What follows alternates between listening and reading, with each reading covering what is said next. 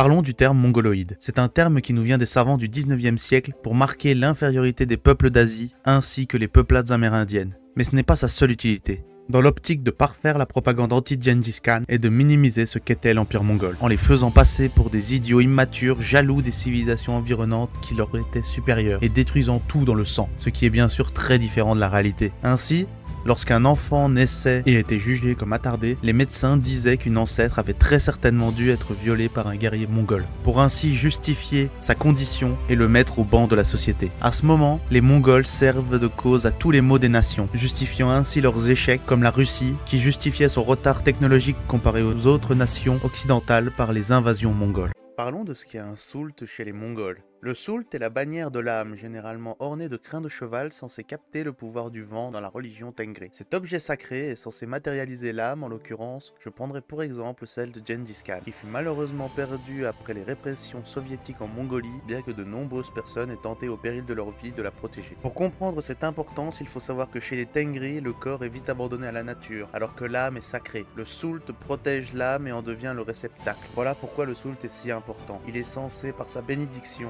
assurer protection et prospérité aux Tengri. Tellement sacré qu'un monastère fut construit pour protéger celui de Gengis Khan avec pas moins de 1000 moines pour le protéger. Mais le cas de Gengis Khan est un peu particulier car il fut l'un des seuls connus à disposer de deux soults. L'un pour la paix avec des crins blancs et l'autre pour la guerre avec des crins noirs. Le blanc disparut assez rapidement de l'histoire, tandis que, comme dit auparavant, le noir fut détruit par les soviétiques. N'empêchant tout de même pas, à notre époque, de voir encore l'importance du soult dans la culture mongole. Pourquoi l'expansion mongole s'est arrêtée? Nous sommes en 1241, l'armée hongroise est vaincue et les portes de l'Europe s'ouvrent aux Mongols. Mais ceux-ci n'iront pas plus loin, mis à part quelques règles. La raison réside dans un point clé, la taille de l'Europe. L'armée mongole vit sur le terrain pour se ravitailler. Mais le plus important, c'est que les chevaux doivent avoir assez d'herbe et de fourrage pour se nourrir dans une armée mongole qui représente près d'1 million de cavaliers.